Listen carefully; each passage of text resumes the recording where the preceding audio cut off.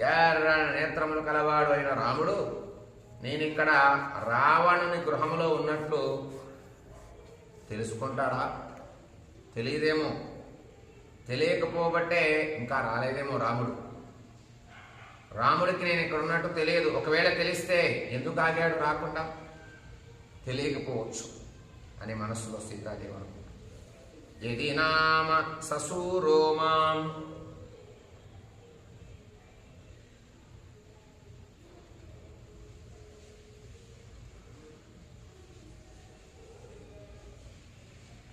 రామో రక్తంతలోచనః